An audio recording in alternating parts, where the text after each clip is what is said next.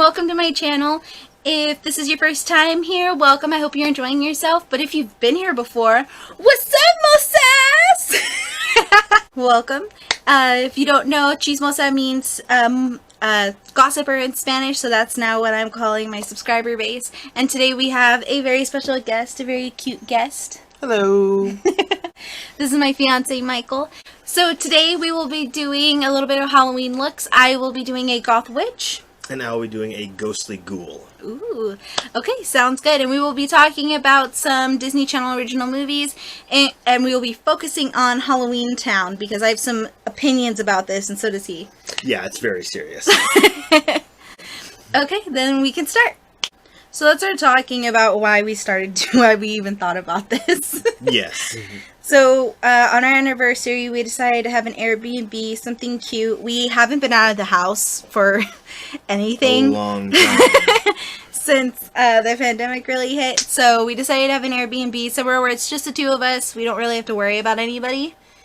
So, while we were there, we were going to start watching some Halloween movies. Because our anniversary is like at the beginning of October. And while we were there, we forgot like regular DVD movies. So we had to watch stuff that was already on streaming. The biggest thing would be Disney Channel movies. Yeah, we had our choice of Hulu or Disney Plus, but we decided to kick it off with Disney Plus because there was a lot of Disney Channel original movies we can knock off the list really quick. Because they are short. So, of course, the first one that we watch is Halloweentown. Halloweentown for me has always been something that I watched. My first favorite movie was Hocus Pocus. And then I think it was Selena. And then right after that it was Halloweentown.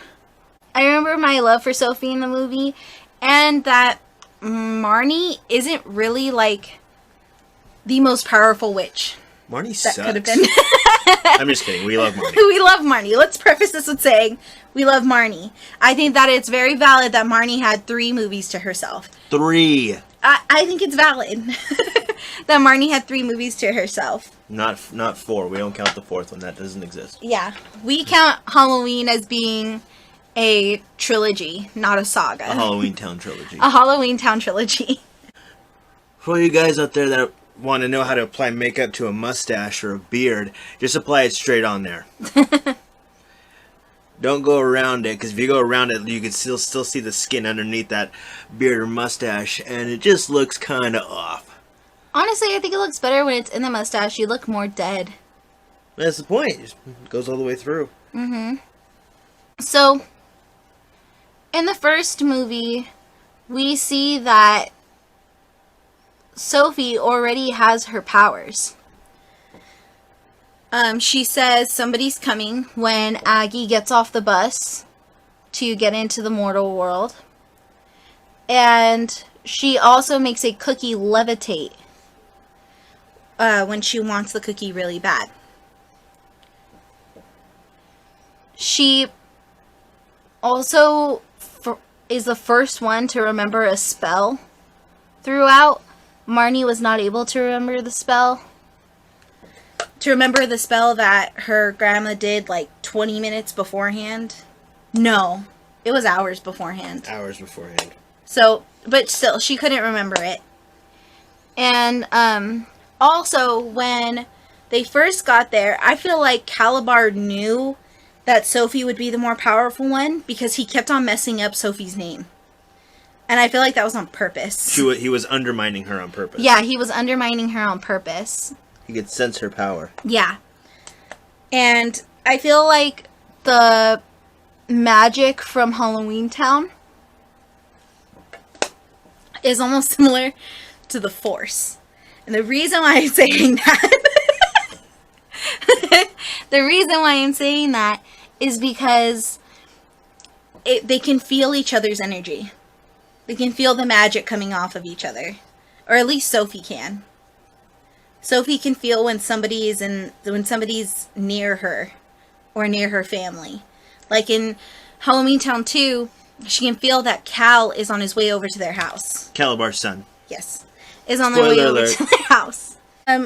Also, when they first go to Aggie's house in Halloweentown, they can't get in right away because there's a lock on the gate, and the lock is shaped like a frog. And Marnie says some really weird stuff, she's trying to like make a spell. She's saying the usual open sesame, abracadabra, and that's movie magic, not real magic, like in Halloweentown. Mm-hmm. And then Sophie got the lock open because she just wanted it to turn into a frog. She wished that it turned into a frog. Oh, also, Sophie has mad skills because she got on the bus without her sister or brother knowing. They thought she was still asleep in bed. In the first movie, when Aggie takes Marnie on a ride on a broom, she says, magic is very, very simple. All you gotta do is want something for yourself and then let it happen. That's not a direct quote. I was trying to think of the direct quote, but basically... all you gotta do is want something and then let yourself have it. There you go. Want something and then let yourself have it. Which I feel like because Sophie was so young in the first movie that she doesn't have the critical thinking to tell herself, oh no, that shouldn't be how that is. Oh no, that shouldn't be how that is. She just wishes for it and it comes to her. And I think that because her witch training starts so early for her and not Marnie. Marnie's already 13. Marnie already has a little bit, at least, of critical thinking in her. Which is why it's harder for her to really get into her powers. She needs that little bit of like, okay, I just don't have to care about what happens right now. I just have to do it. You know? Mm-hmm. In the second movie, though, I feel like that's really where we see Sophie really come to life. Because a lot of the time she's with Dylan, and Dylan is just constantly trying to suppress his warlock heritage. And which is what they call it. They call it a heritage. So what I'm trying to get with that is that Dylan wanted to suppress his witchness. Marnie wanted to overcompensate on her witchness. And Sophie was just being a kid at the moment. In Halloweentown 2, Sophie is also the first one to actually figure out that Alex, who is Cal's dad, is a golem. Everyone else is in just denial. Yeah. In the third Halloweentown movie, Sophie's barely there, and I got so mad when I first saw that. We think they did it on purpose because Sophie was obviously a more powerful witch than Marnie, so they put the focus on Marnie in the third movie. Yeah. Which is why I don't get that they didn't put... Okay, so let's say this, okay? Kimberly J. Brown was not in the fourth movie.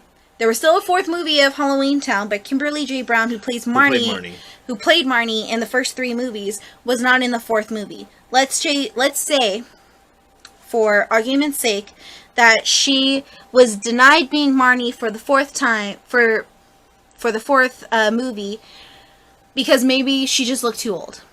Maybe that's what happened. Totally not untrue. valid. Not valid. Totally untrue. But let's just say that for argument's sake. Sophie could have been the fourth movie. And the fact that Sophie was with Aggie doing her training, and we didn't see any of that training happening, I was mad. I was pissed. I was ready to see Marnie going into training with Aggie, but that never happened either. So basically, that's just kind of our rant about that, though. Is Sophie should have had her own movie. And because she didn't have her own movie in the fourth one, we only consider it and the real Marnie wasn't in the fourth one. We only consider it a trilogy. We don't even acknowledge that there's a fourth one, honestly. Doesn't exist. Nope. We also watched Don't Look Under the Bed. Don't Look Under the Bed. One of my favorite. That is my favorite of the Disney. One of my favorite Disney Channel original movies, but especially for like Halloween time, that is my favorite Disney Channel original movie because that one is horrifying. And what's funny, I remember watching it when I was younger and not being scared of it, like, at all. Well, That's not the case now. that is not the case now. We watched that our Airbnb, and I wanted to, go outside for a little bit, and she didn't want me to leave her. Mm-mm. She was a little bit scared. I was. Well, I think that, like, if we were just at home, it would have been fine. But the fact that we were in, like, a place where I didn't exactly know where I was and stuff like that. I mean, we were still in our hometown. But the fact that I didn't know, I wasn't in my comfort zone to watch it, Which, that actually made me happy that we forgot everything else here. Like, imagine me watching Scream in our Airbnb. I would have been fine with Scream. I would have been fine with Scream, but I wasn't okay with Don't Look Under the Bed. Yes. That's true. At least I know who the killer is in Scream. Well, the thing about Don't Look Under the Bed is that when that movie came out, it stirred up a lot of controversy, as, like, it's very interesting because parents actually called Disney Channel to complain about how scary this movie was. And it actually was only on the air for a while, like, I want to say, like, 3 weeks or so. It eventually went back to the air once standards got a little bit higher with how scary things could be. But at the time, in the early 90s, or late 90s, it was pretty scary. Yeah. I really like that one, though. It was Under the Bed? Yeah. But it's funny, though, because the main guy, he's actually really misogynistic. Great. I'm just kidding. Well, he did say something really bad in it. Like, that's the writers. That's true. That's the writers. Well, I'm saying the character. The character. Because there's a part... Well, there's a part where he takes their vacuum to make it into, like, a boogie sucker, remember? Yeah. Oh, yeah, that's right. And he says that he makes jokes about how the dad does the vacuuming in the house. Yeah, and the mom doesn't. How the mom, like, goes out and works, and the dad likes to just do the cleaning around the house. And he was like, it gets weirder and weirder every day. Which I also thought was really weird, because it seemed like him as a person, too, wouldn't be... He's not a person. He's an imaginary friend. He's an imaginary friend, so it seemed like him as a character wouldn't really care all that much. But then again, they did have to tell him multiple times, it's a boogie person. Not a boogie man. It's a boogie person. We also watched some classics.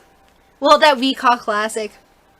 Like, My Vampire's Got a Date with our Mom. Mom's Got a Date with a Mom's Vampire. Got a Date with a Vampire. I always do that. Phantom at the Megaplex. Mm-hmm. Scream Team. Yes. I think Scream Team was one of my favorites growing up. I think it's also because I like the main girl character. Mm-hmm. Well, yeah, she's huge now. Yeah. I don't watch her newer stuff, though. Oh, you watched Thor. That's true. I did watch Thor. And she was in Thor. She was in Thor. I really like how yours is coming out. Well, remember, I used to do this all the time. Back when I was in high school, I did makeup stuff constantly. I was obsessed. You even did some SFX stuff, right? Yes, I did. Phantom of the Megaplex and Mom's Got a Date with a Vampire, I feel like are on the same spectrum. Like, they're not super scary. I feel like, because those came out very recently after Don't Look Under the Bed. Oh, so they were, like, trying to, like, yes. make up for it? Yeah. So, yeah, those movies were definitely trying to make up for the super scary movies prior. Not super scary, but scary for the age group that they were trying to reach out to. Oh, and then wasn't, there was a girl in both of them. In Mom's Got a Date with a Vampire and Phantom of the Megaplex. It was a sweetheart girl. Yeah, the babysitter. Yeah. She was the babysitter in Mom's Got Away with the Vampire, and then she was the girl that called everyone honey in Phantom of the Megaplex. Mm-hmm. I always thought I was that kind of girl. Who called everybody honey. Oh god, thank god you're not. I do kind of call everyone hun, though. But that's because of me working in a restaurant. But I love to... We also watched a couple of episodes from, like, old Disney Channel shows and watched their Halloween stuff. Mm-hmm. Like, I begged him... Not begged him, but I was like, hey, since, like, we don't want to watch something, like, long length, but we want to watch something Halloween-y, can we watch the Sweet Life of Zack and Cody one? And it's amazing still. I still love it. I love pizza. What are you gonna do about it? So we were actually just watching Hocus Pocus. Another classic Disney Halloween movie. Mm-hmm. We actually already saw it in, like, September with my family, but then we just decided to watch it again while we were having lunch. God, I love that movie so much. The whole cast, really. I mean, and everyone has expressed how much they'd want to come back for a sequel. Mm-hmm. Which everyone in the world would be down for. Yeah. I don't know anyone who doesn't want a Hocus Pocus sequel with the original cast back. I actually really don't know anybody who doesn't like Hocus Pocus. I know a few people, but they're really? like, yeah. Like, ooh, this movie has to do with the occult. Oh, okay, that kind of thing. Mm-hmm. But I'm like, this is a Disney movie. And Yeah. they lose at the end. Yeah. The bad guy is always going to lose The at bad the guy's end. always going to lose. It's not like the Sanderson sisters are going to kill all the children of Salem and win. Oh, that would amazing have been would funny. I actually think that Hocus Pocus is the thing that made me want to be, like, a witch every year for Halloween. I think a lot of girls could say that. Yeah. I definitely do think that Winifred was probably my favorite, though. Even Mary, though it was all about that's- Mary. Mary was hilarious. Going around, I smell a child. We need a calming circle. I love the calming circle. And I love how, like, receptive Winnie was to it, though. You wouldn't think she would be receptive to it, but she was.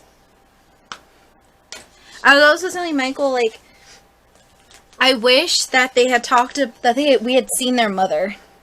Or, like, if in the musical or anything in, like, a sequel also talked about their mother. Because their mother is a very big part of their personality and who they are and why they are, you know? Because their mother must have been a witch as well. We also drew these paintings back here. Mine's down here. And it's Binks from Halloweentown. Coraline! Coraline we have to watch. We That's do not have to watch Halloweentown. It's Hocus Pocus.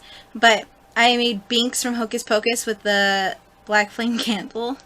And I was telling him, I was like, Binks even looks like he's mad that the black flame candle got lit in it. But we do have to watch Coraline. That is a staple, and we have to watch it. I almost did the Belle Dame makeup for this, but I felt like it's gonna be way too out of my league. My makeup looks done. I'm almost done. Yeah, I really like how the eyes turned out. I do too. I think that yours is really good. I like it. And I like to stop at the brow because I like to do my whole. Mm-hmm. I like that. I like how it kind of goes with your That's shirt. why I changed my shirt. I forgot about this because I have not seen Even Stevens in a while. But when I was watching a YouTube video, I'll link it down. It's a person that I watch who does like movie reviews, and they did a review on Don't Look Under the Bed. And the same guy who plays Larry in Don't Look Under the Bed, he also has another character named Larry. He's also another character named Larry in a different show. He's named Larry in Even Stevens. That's funny. Yeah, which I always thought was really confusing as a kid. I forgot about that. But I was so confused as a kid as to why his name was the same way. And as a kid, you don't realize that it's two completely different things. You know? Mm-hmm. I always thought that it was the same, like, thing, and Larry moved on from being, like, Steven's bully / imaginary friend, I guess, to being... I know, that's how... What if Steven was the only one that could see him? Mysterious. That would be mysterious. I have not seen the show, though, in a couple of years. I'd watch Even Stevens again. Oh god, Dad. No, that's like almost every Disney show. Has a Like dumb dad. early 2000s, Disney dads were dumb. Mine, I'm just gonna it all up with this nose right here. There we go. That's got a nice little fade. Does that look okay? Does it look like I just have black on my nose? Is it a skull? I don't know. What is it? What are you going for? What's your Halloween look? I'm a goth witch.